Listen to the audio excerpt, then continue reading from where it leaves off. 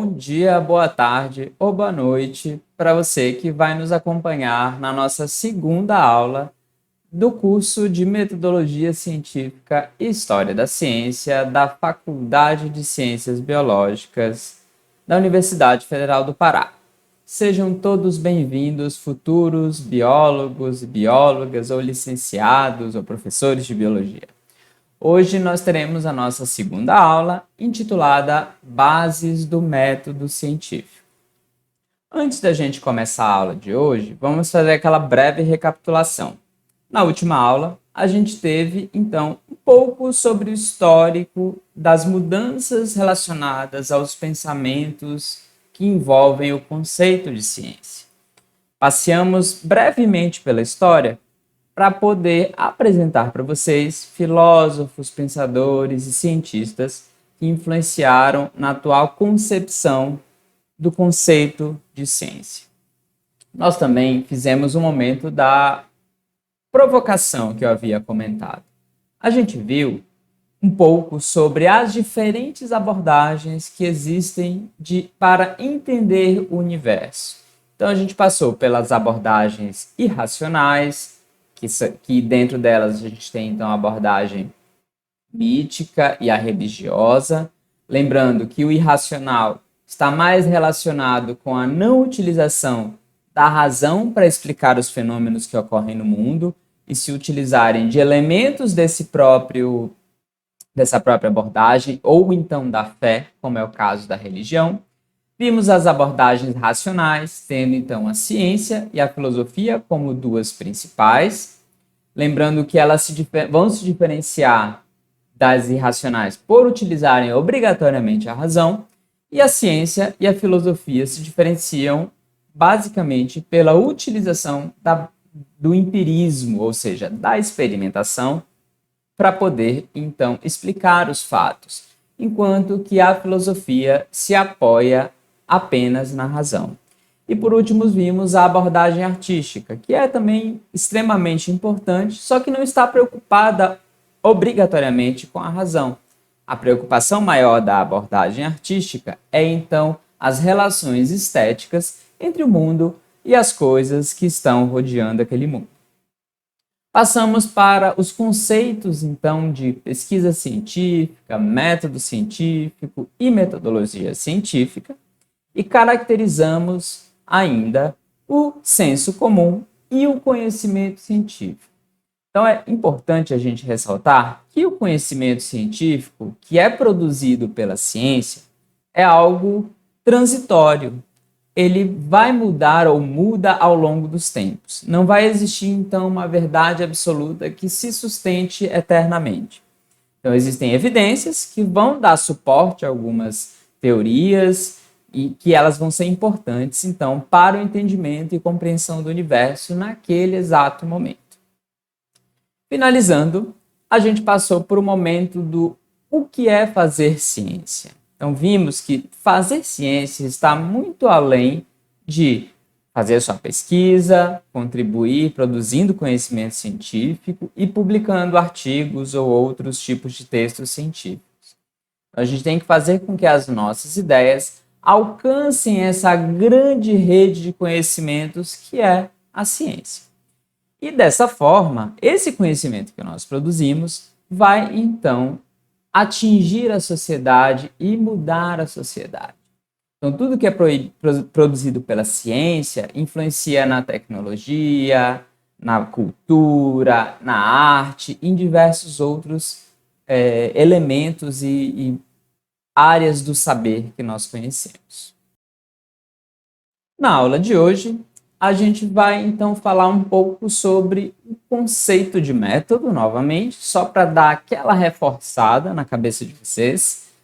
E vamos fazer também um breve histórico, um passeio sobre os métodos científicos e como tudo isso foi mudando ao longo do tempo. Para podermos entrar, então, no momento em que vamos entender 3 métodos que são importantes para a ciência. Vamos falar do método indutivo, do método dedutivo, mostrar um pouco das diferenças entre a dedução e a indução, para finalmente chegarmos ao método hipotético dedutivo. Existem outros métodos, como, por exemplo, o método da dialética, só que na nossa área de conhecimento, nós não utilizamos tanto a dialética. Então, eu não vou abordar nesse momento, mas vou deixar um texto para quem quiser estudar e conhecer um pouco mais sobre esse método. Vamos começar? Bom, vamos relembrar o que é método. O método é o caminho pelo qual se chega a um determinado resultado. Então, só para a gente relembrar o que a gente discutiu também um pouco na aula passada. E como é que esse método científico mudou ao longo do tempo? Então, nós vimos que o conceito de ciências, né, de cientistas e pesquisadores da última época, das épocas, eles foram muito importantes para o desenvolvimento do conceito atual de ciência. E como foi para o método científico? A preocupação em descobrir e explicar a natureza, ela vem desde os primórdios da humanidade, quando as duas principais questões se referiam ou tentavam explicar as forças da natureza e que estavam ali tentando explicar e entender principalmente o homem, a morte e os elementos. Então, nessa época, o conhecimento místico, ele voltou-se para explicações desses fenômenos e atribuíam principalmente a entidades sobrenaturais, deuses e com bases na fé. Então, a verdade, ela era impregnada por noções supra-humanas e as explicações fundamentavam-se em motivações humanas atribuídas à força da natureza. E o caráter transcendental da morte e de todos esses outros elementos era explicado também pela fé. Então, ao longo dessa época, um dos primeiros pensadores e cientistas que atuaram no entendimento do conceito do método científico foi Galileu Galilei. Então, esse método científico, ele também foi sofrendo alterações e sistematizações ao longo da história.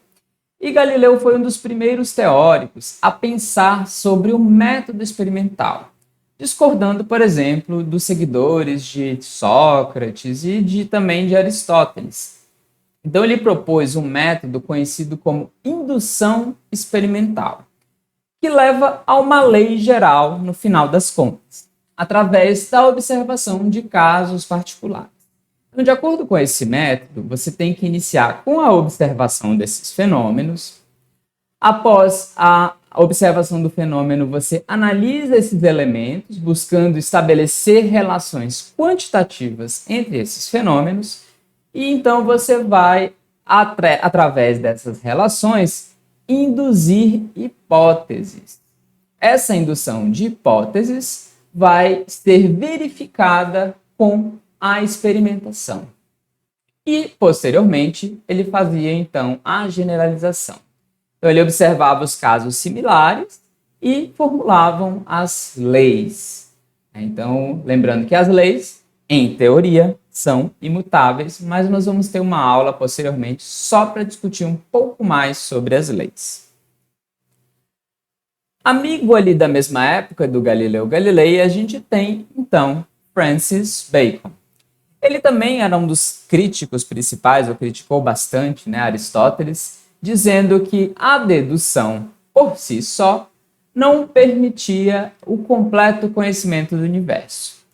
E ele também se opunha ali, naquele momento, à ideia de que a indução, ela, por si só e completa, ela poderia também explicar, né, ou levava ao caminho da verdade. Então ele considera que a observação e a experimentação são extremamente importantes. Assim, o caminho para a verdade deveria ser seguido com a experimentação. E Francis Bacon acreditava que a gente tinha que observar e registrar de forma sistemática para conseguir, então, obedecer ou ter o conhecimento científico. Então, dentre as etapas do método proposto por Francis Bacon, você iniciava com a experimentação, Então, com base nos experimentos e análise desses resultados, a gente consegue formular hipóteses que vão procurar explicar a relação entre os fatos. Depois dessa experimentação, ocorria então a formulação dessas hipóteses e após a formulação dessas hipóteses, esse experimento então era repetido várias e várias vezes, em outros lugares, por outros cientistas, e assim você conseguiria acumular dados para formular novas hipóteses também. E para sustentar essas hipóteses. Então, partia para o teste dessas hipóteses. Os experimentos eram repetidos, então, em outros lugares, por outros cientistas, né, para que essas hipóteses fossem testadas através da experimentação, finalizando e culminando, então, com a formulação das leis e generalização, ou seja, a formulação de explicações gerais para os fenômenos que eram estudados.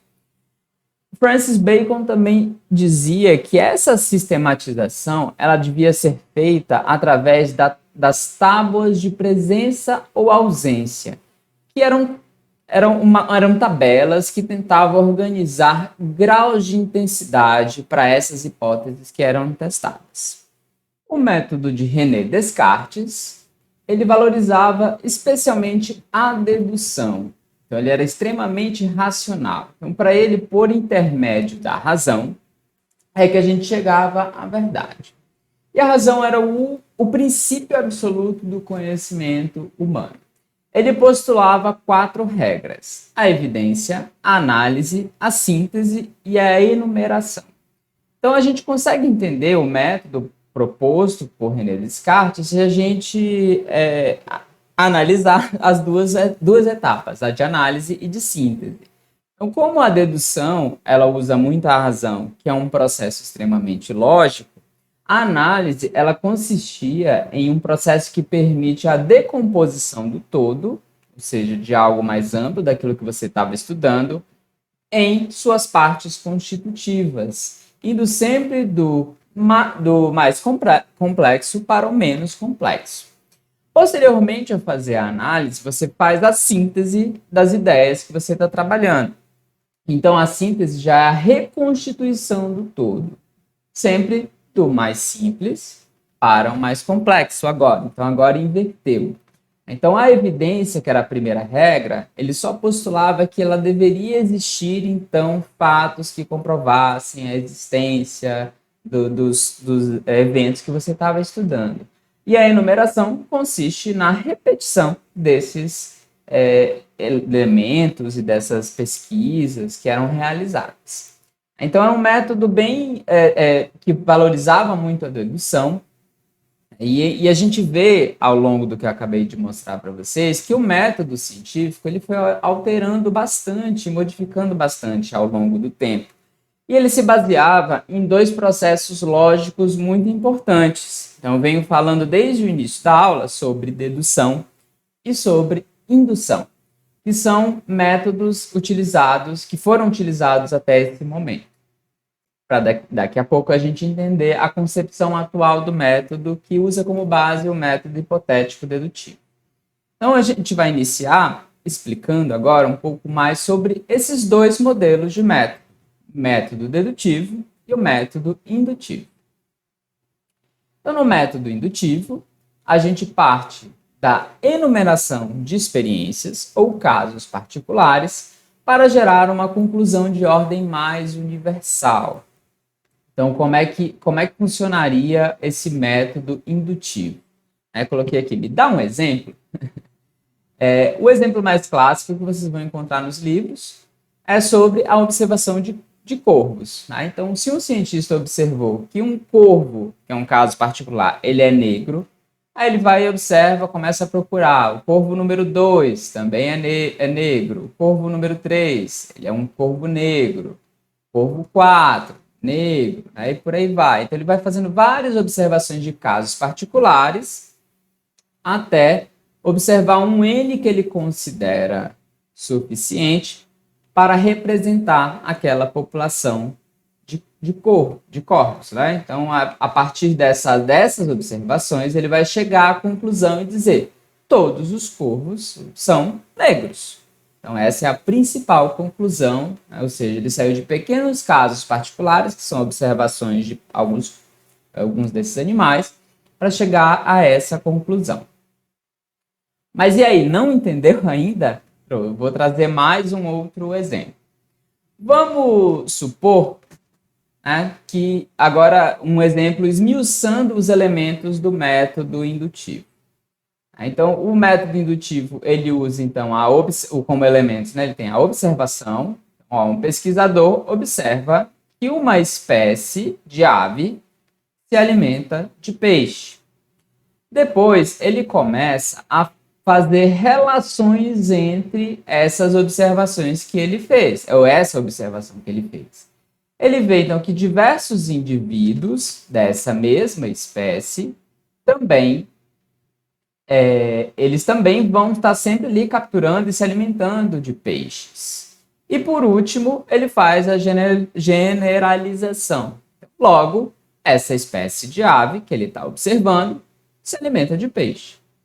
Então, ou seja, ele observou casos particulares que representassem o todo e faz uma generalização maior.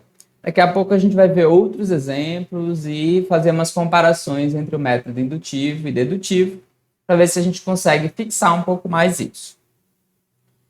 No método dedutivo, a gente descobre uma verdade a partir de outras verdades já conhecidas. Como funciona isso? Tá? Então vamos lá. Olha esse exemplo. Se liga, hein? Os vertebrados, você tem uma verdade geral. Os vertebrados possuem vértebras. Você vai, então, né, chega e observa ainda que o homem possui vértebra. No final dessa análise, você chega à conclusão que o homem é um vertebrado. Fica bem óbvio, né? Então, ou seja, você já tem uma verdade conhecida e a partir dessa outra verdade, dessa grande verdade, que ela é mais ampla, mais geral, você vai, então, fazer uma generalização para um caso particular, certo? Depois a gente vai comparar ainda com a indução novamente. E quais são os elementos do método dedutivo?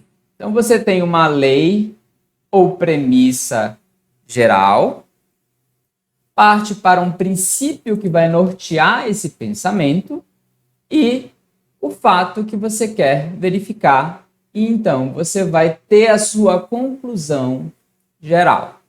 Vou dar mais um exemplo para ver se vocês conseguem entender aqui. Toda vez que chove, eu fico gripado. Então, essa é uma verdade, uma lei, premissa geral que eu estou dizendo para vocês nesse momento. Logo, né, ou seja, o fato que eu quero verificar, poxa, começou a chover nesse exato momento. Então, já que eu disse que toda vez que chove eu fico gripado, eu vou generalizar e concluir que se hoje choveu, eu vou ficar gripado. Então, é só mais um exemplo do dia a dia para que vocês tentem entender. E qual é, então, a diferença e semelhança entre a dedução e a indução? A gente vai ter, então, a indução partindo de um caso particular, ou seja, de uma observação pequena, menor, e vai, então, para uma generalização para casos mais gerais, que foi o exemplo do corvo e o exemplo das aves se alimentando.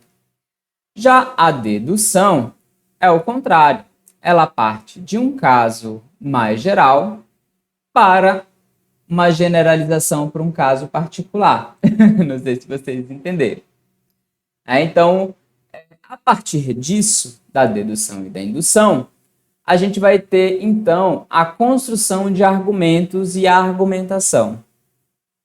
Então, a gente fala bastante sobre argumentos dedutivos e argumentos indutivos, e isso vai ser muito importante para a gente entender o método hipotético dedutivo, visto que ele usa como base também a dedução. Bom, agora eu vou apresentar, de novo, né? Dois argumentos ou argumentações utilizando o método dedutivo e método indutivo. Vamos começar com o método dedutivo. Um outro exemplo, e daqui a pouco a gente vai ver as diferenças entre os dois. Então, a gente tem uma premissa geral, uma lei geral, de que todo mamífero tem um coração. Logo, né, se um cão é um mamífero, então todos os cães vão ter coração. Vamos ver agora um exemplo de construção de argumentos indutivos. Você analisa várias espécies de cães e observa que todos eles tinham um coração. Você vai e chega à conclusão final de que todos os cães têm coração. Agora a gente vai comparar um pouco esses dois argumentos que foram construídos para a gente tentar ver as semelhanças e diferenças ou se existem semelhanças entre eles. Então, na dedução ou nos argumentos dedutivos, a gente vê o quê? Que se todas as premissas são verdadeiras, consequentemente, a conclusão vai ser também verdadeira. Ou seja, para que a sua conclusão fosse falsa, alguma das suas premissas também deveria ser falsa. Na indução, a gente observa o quê? Que se todas as premissas são verdadeiras, a conclusão provavelmente é verdadeira, mas não necessariamente é verdadeira. O que isso quer dizer? O fato de até o presente momento a gente não ter encontrado nenhum cão sem coração não é garantia que todos tenham aquele coração. Então, os argumentos dedutivos, eles implicam em uma conclusão que já estava nas premissas, enquanto que a indução, ou a forma de argumentar usando essa lógica da indução, você tem, então, diversas premissas que suportam uma conclusão. Além disso, né, então a gente observa que toda informação ou conteúdo factual da conclusão já estava pelo menos implícito ali naquelas premissas, que foi algo que eu também já comentei. Então, e na indução, a conclusão ela encerra uma informação que não estava nem implicitamente apresentado ali naquelas premissas. Então, o argumento dedutivo, ele afirma, por exemplo, que todos os cães têm coração. Ele está dizendo algo que já estava dito anteriormente. Portanto, todo argumento dedutivo, ele reformula ou enuncia de modo explícito uma informação já contida nas premissas. Dessa forma, a conclusão em rigor tem que ser verdadeira se todas as premissas forem verdadeiras. No argumento indutivo, a premissa refere-se apenas aos cães já observados, ao passo de que a conclusão diz respeito aos cães ainda não observados. Portanto, a conclusão enuncia algo não contido nas premissas. Por esse motivo, pode ser que a sua conclusão seja falsa, mesmo que a premissa seja verdadeira. Então, os dois argumentos eles vão ter finalidades diversas. O argumento dedutivo ele tem o propósito de explicar o conteúdo das premissas. O indutivo ele amplia o alcance desses conhecimentos. Além disso, o dedutivo, no argumento dedutivo, ou estão corretos ou incorretos, ou as premissas sustentam de modo completo a conclusão. Ou, quando incorreto, não sustentam de forma alguma a conclusão. Portanto, não existe algo intermediário. Os argumentos indutivos, por sua vez, eles admitem diferentes graus de força. Resumindo, os argumentos indutivos aumentam o conteúdo das premissas com o sacrifício da precisão dessas premissas, enquanto que os argumentos dedutivos, eles sacrificam a ampliação do conteúdo para atingir uma certeza.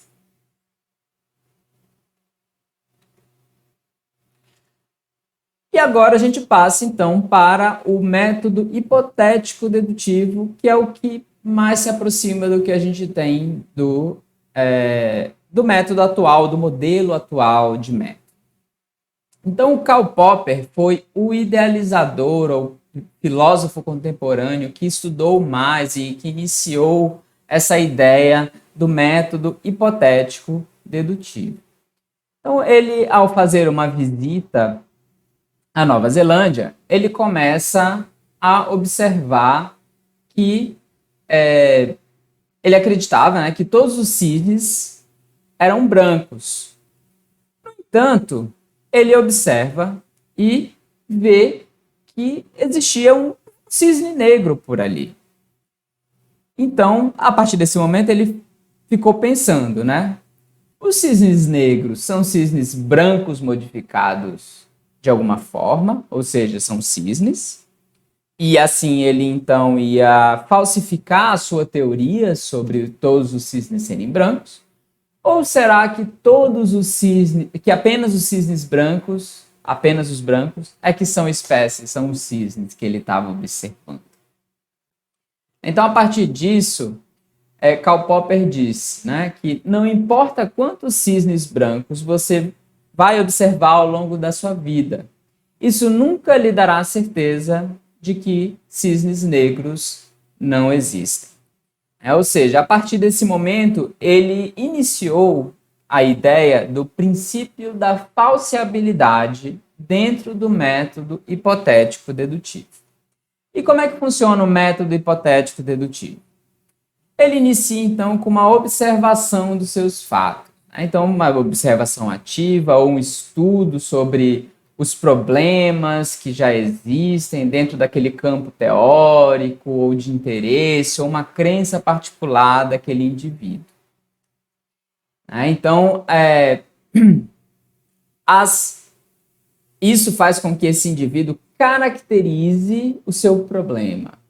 Após a caracterização do seu problema, ocorre então, né, por levantamento de dados, busca na literatura e por aí vai, ocorre então a formulação de hipóteses.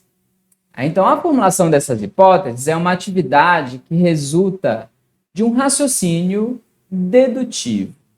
Então, as hipóteses, elas são explicações provisórias, ou seja, são conjecturas, sobre essa tua pergunta inicial. Então, você observa os fatos, caracteriza o seu problema através do levantamento de dados, e a partir daí você deduz hipóteses. Por que ocorre a dedução nesse momento? Porque você parte de um campo teórico maior, mais amplo, e vai tentar, então, fazer uma generalização, uma particularização para aquele evento que você vai estudar ou para aquela pergunta que você pretende responder. Então, depois dessa formulação dessas hipóteses, você vai deduzir as consequências a partir delas, né? E essas hipóteses vão ser testadas através da experimentação. Então, os experimentos eles vão ser confrontados com a realidade e o seu resultado desses experimentos ele pode ou validar a sua hipótese ou mostrar que a sua hipótese não é verdadeira ou invalidar ou falsear a sua hipótese.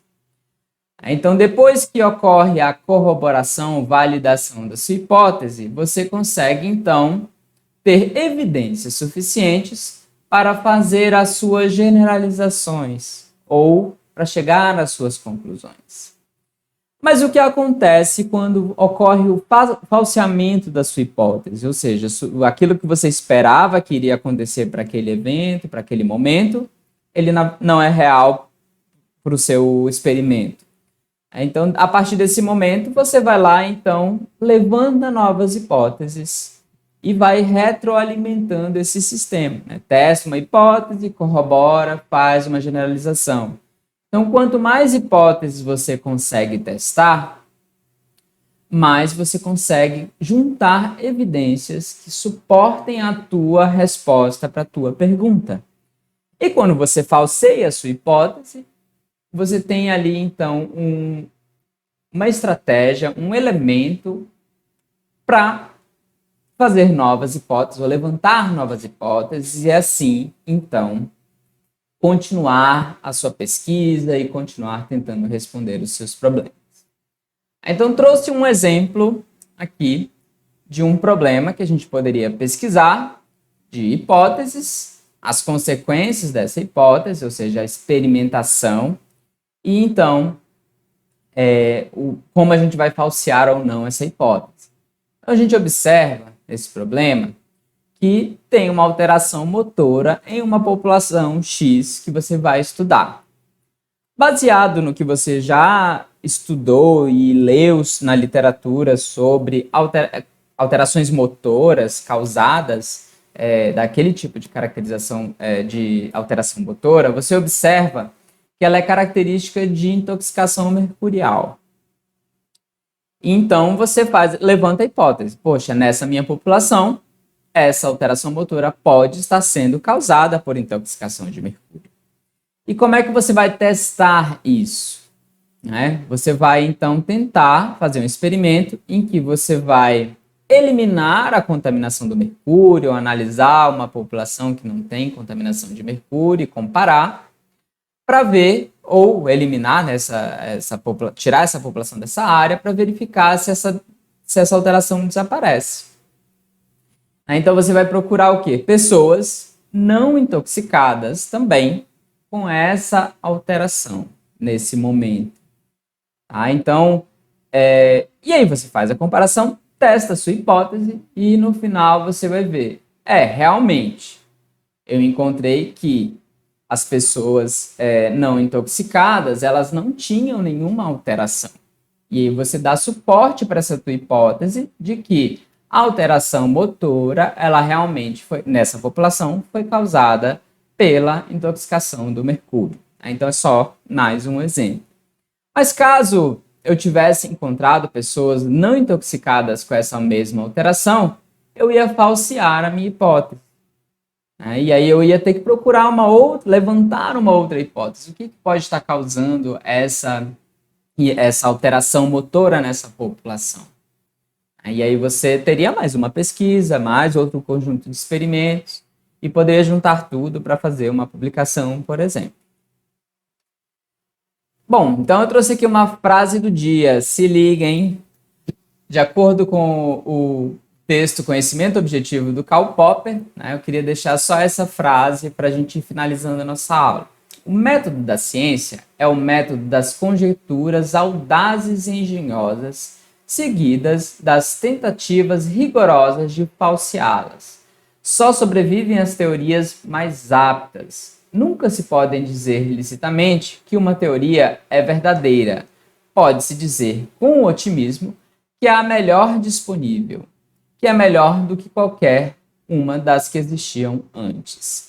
Então, isso é só para a gente reforçar esse princípio da falseabilidade. Então, um cientista, quando ele está testando a sua hipótese, na verdade, ele está tentando falsear a sua hipótese, mostrar que ela não é verdadeira, fazendo de tudo para mostrar que aquela ali não é verdadeiro, porque se for, ele consegue, então, ter evidências de que aquela é a melhor forma de explicar aquele evento naquele momento.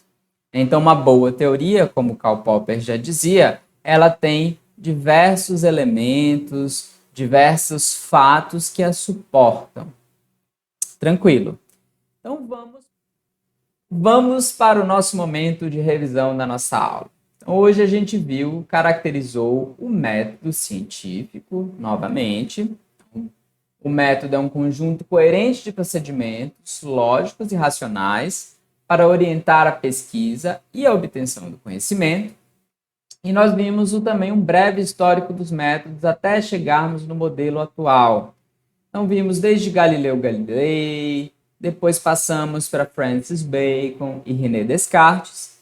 Então, a gente viu que nesse breve histórico, muitos deles usavam a dedução e a indução como elementos importantes para cada um desses métodos. Então, a gente passou para a caracterização do método indutivo e do método dedutivo. Vimos que, no método indutivo, você parte de uma observação mais específica para uma generalização. Enquanto que no método dedutivo ocorre o contrário. Você sai de uma premissa mais geral, de uma lei geral, e faz, então, uma caracterização mais específica. E a partir disso, nós vimos que a construção desses argumentos indutivos e dedutivos são extremamente importantes, né? Então, esses argumentos, eles têm diferenças. Então, a gente vê no dedutivo, a gente observa que a sua conclusão ela já estava inclusa nas premissas, enquanto que no método indutivo ocorre, então, a generalização, ou seja, a conclusão, ela não estava inclusa nas tuas premissas. Então, ela amplia mais a tua conclusão. Ela sacrifica a precisão da tua conclusão para ampliar isso. Enquanto que no método dedutivo ocorre o contrário, né? Na verdade, você não quer sacrificar a certeza da sua conclusão. E aí esses argumentos são muito importantes, então, principalmente os argumentos dedutivos, a argumentação e razão, o processo lógico para formar tudo isso, para o método hipotético dedutivo, no qual você observa o seu fenômeno, estuda, levanta, caracteriza, levanta dados sobre aquilo, fazendo a sua pergunta. A partir da sua pergunta de pesquisa e dos estudos, da observação, das observações gerais de outros fenômenos que já ocorreram em outras localidades, você começa a iniciar a deduzir as suas hipóteses, ou seja, você sai de algo grande, mais amplo, para algo mais particular, para o seu caso em particular, para a sua pesquisa em particular. E você começa a testar essas hipóteses para verificar, então, se elas são verdadeiras ou são falsas. E daí você tem o princípio da falseabilidade. Então, toda hipótese no método hipotético dedutivo, ela tem que ser capaz de ser falseada. Você tem que conseguir testar para ser capaz de ser falseada. E então, a partir disso, a gente vê que, independente de qualquer coisa, no método hipotético dedutivo, as verdades vão ser transitórias, muito semelhante ao que a gente viu para o conceito de ciência atual. Então, eles se conversam muito bem. Espero que todos tenham entendido e a gente se vê na próxima aula. Tchau!